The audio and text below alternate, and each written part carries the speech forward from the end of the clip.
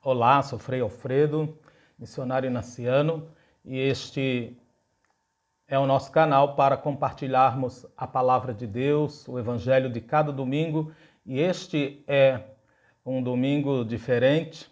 Estamos também no meio aí do momento do funeral do nosso fundador, Frei Gino Serafim, lá na Itália, e ele que nos ensinou tanto da palavra de Deus, possa ser lembrado por nós também em nossas orações. É o domingo, 17º domingo do tempo comum. Nós queremos compartilhar o evangelho de Lucas 11, de 1 a 13. Lucas 11, 1 a 13. Desde já eu peço que você possa nos ajudar compartilhando, curtindo e principalmente se inscrevendo neste canal de partilha da palavra de Deus. A liturgia desse 17º domingo do tempo comum nos apresenta novamente Jesus rezando.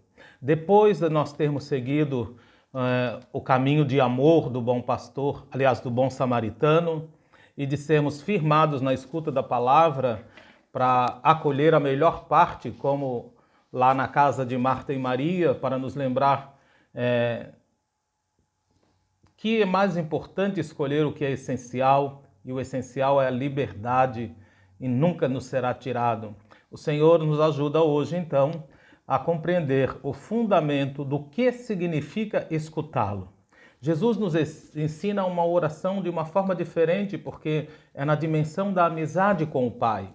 E é a única oração ensinada por Jesus. É o Pai Nosso, que nos é dada nas três versões diferentes. É isso, essa diferença nas versões é porque os evangelistas, para eles o mais importante é que eles precisam transmitir não as palavras exatas que Jesus disse, mas o significado profundo do que Jesus ensinou. Nos evangelhos, então, nós temos a versão do Pai Nosso em Mateus 6, 9 e 13, que é a mais longa, uma versão mais longa. Depois uma versão mais breve em Lucas, que é essa de hoje, que nós vamos comentar, no capítulo 11. E depois, no primeiro catecismo da igreja, que se chama a Didaquê, não é? Lá no capítulo 8. Didaquê significa ensinamento, a instrução dos apóstolos aos primeiros cristãos, que nós ainda temos essa rica fonte na igreja ainda hoje. Mesmo sendo diferentes, então, todas as três versões contêm um mistério, não é? Que nós vamos refletir quando Jesus diz aos seus discípulos que lhe pedem que ensine eles a rezarem.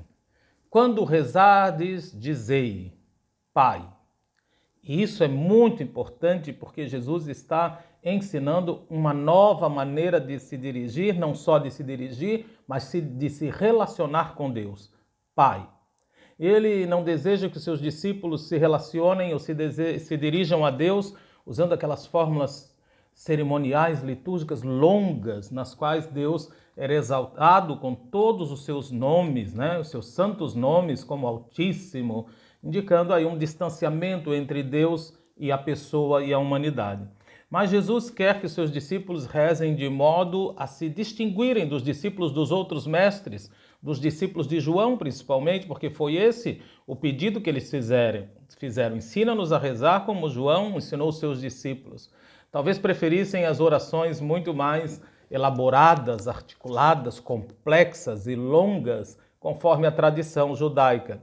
Na verdade, o pedido desses discípulos escondia outro desejo, que Jesus fosse como esses mestres e que eles pudessem receber de Jesus o ensinamento antigo que esses mestres davam, o ensinamento da tradição. Na verdade, Jesus responde o pedido desses discípulos decepcionando um pouco eles, porque a oração que Jesus sugere a eles é simples. É de um relacionamento simples, de pai para filhos, um relacionamento na amizade. Jesus então se dirige a Deus chamando de Pai, porque este é o relacionamento que ele veio inaugurar com os seus, numa relação de pai para filho. E aqui nós lembramos que na cultura judaica, o pai é aquele que transmite a vida, portanto, o doador, a fonte da vida. O primeiro pedido que Jesus ensina a fazer lá no Pai Nosso é: santificado seja teu nome. E o verbo santificar tem um significado de consagrar, de separar.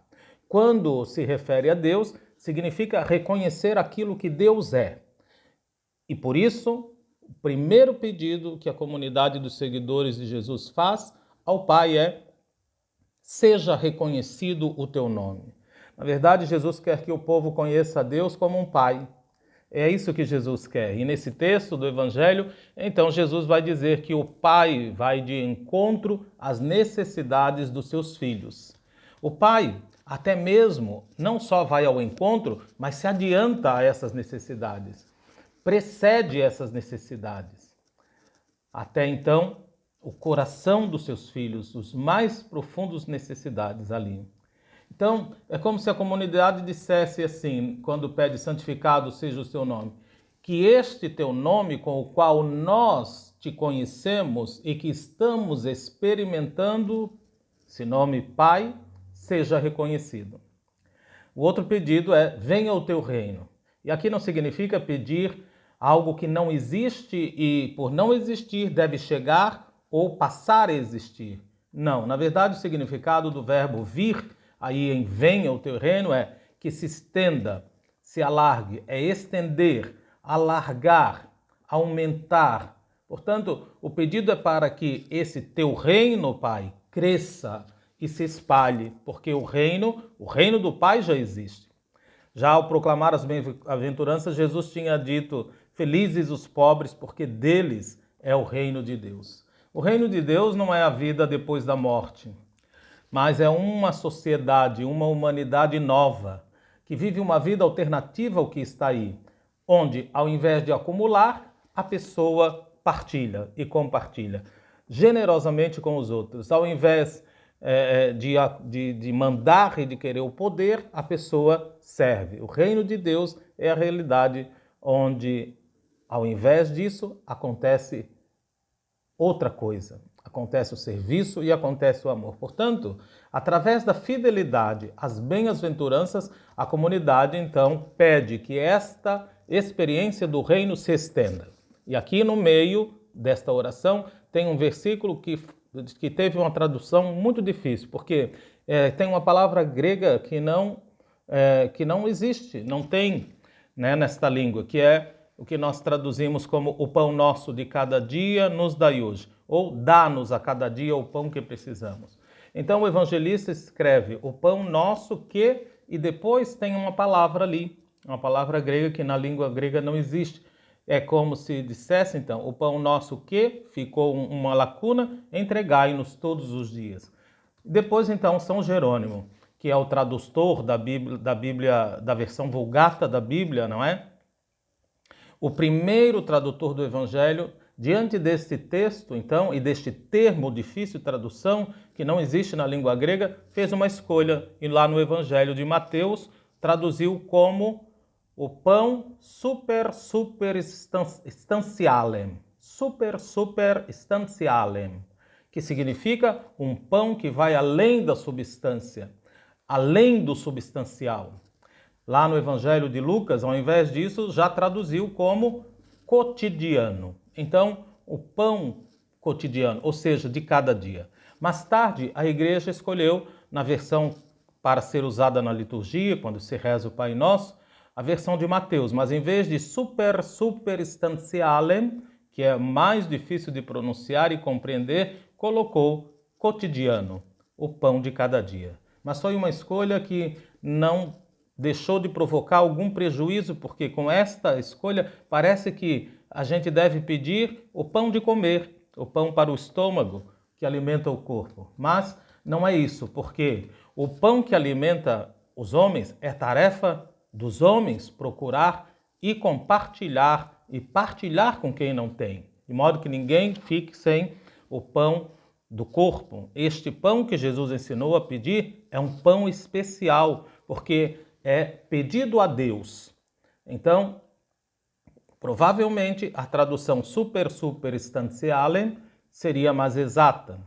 Mas, então, o que ou quem é este pão que se deve pedir? Este pão é a presença de Jesus no centro da vida da comunidade, como está também no centro da oração do Pai Nosso. Jesus é como alimento, como palavra que alimenta a vida e como o pão da Eucaristia que dá força para viver esta palavra. Portanto, não se pede o pão que sacia a fome do corpo. Aliás, o próprio Jesus já havia dito: não vos inquieteis com o que haveis de comer ou beber, e não andeis com vãs preocupações, porque os homens do mundo é que se preocupam com todas estas coisas. Mas vosso Pai bem sabe que precisais de tudo isso. Está lá em Lucas 12, de 29 a 30. Portanto, se o pedido desse pão é dirigido a Deus, é porque é a presença do Senhor como alimento de vida que Deus nos dá e que nós devemos sempre pedir. Depois vem uma cláusula.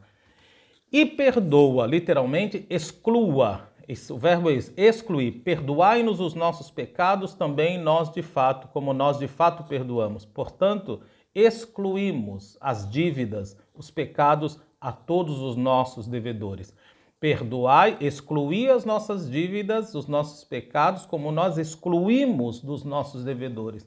Deus nos perdoa, mas o seu perdão, o perdão de Deus, na verdade, ele se torna eficaz e operativo na medida e no momento que se traduz em perdão para com os outros. Depois do último pedido, também, esta que foi também mal traduzida, especialmente em Mateus, provocou muitos problemas, porque trata-se do famoso não nos deixeis cair em tentação, que depois foi traduzido melhor, não nos abandones à tentação, literalmente, não nos abandones à prova. Mas qual é esta prova a qual a comunidade pede para não ser abandonada? É a prova a qual a humanidade falhou. Não passou, não conseguiu vencer. Jesus, lá no Horto das Oliveiras, havia já pedido aos seus discípulos: rezai para não entrardes na prova ou na provação, ou seja, para não ceder à tentação, à prova. A prova era a prova de que Jesus, que tinha sido capturado como um malfeitor, que acabou assassinado como um delinquente, um maldito de Deus. Esta era a prova, uma prova que colocou a humanidade em crise, e é por isso que Jesus pede à comunidade nesta oração que peça para permanecer forte no momento da prova, no momento desta tentação. Depois, o texto se exclui, aliás, o texto se conclui com a fidelidade plena do Senhor e, sobretudo, com um aspecto muito importante, que é a única coisa que Jesus garante que será dada, e normalmente é a que menos se pede quando a gente se reza.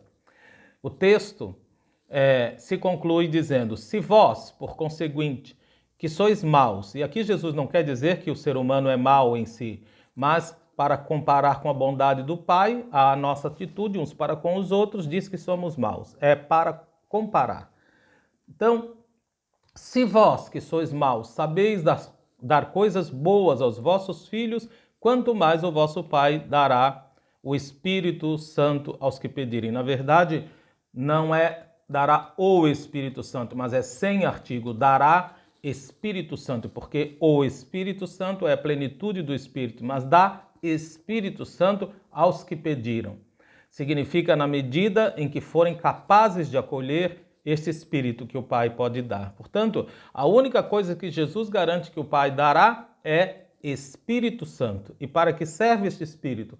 O Espírito é a força do amor de Deus, é a força de vida de Deus. Serve para realizar o desígnio de amor do Pai sobre cada um de nós. Porque Deus não governa o ser humano através de leis rígidas que estes devem observar, porque não seria essa relação de pai que Jesus tanto quer ensinar. Mas Deus governa a humanidade comunicando-lhes o seu espírito, a energia interior, a força da vida que faz compreender o caminho que se deve seguir. Quem em nossas vidas não quer isso? Uma força de vida que nos ajude a seguir. Que em nossas vidas e em nossas comunidades nós possamos então reencontrar a coragem, a beleza, a dignidade, a alegria e a simplicidade da amizade com Deus, que como Pai acolhe a nossa oração. E como quem bate a porta será aberto, Jesus nos deu o exemplo do homem que insiste. Portanto, nós podemos ser até persistentes, que possamos ser perseverantes. na relação com o Pai. Um grande abraço a todos.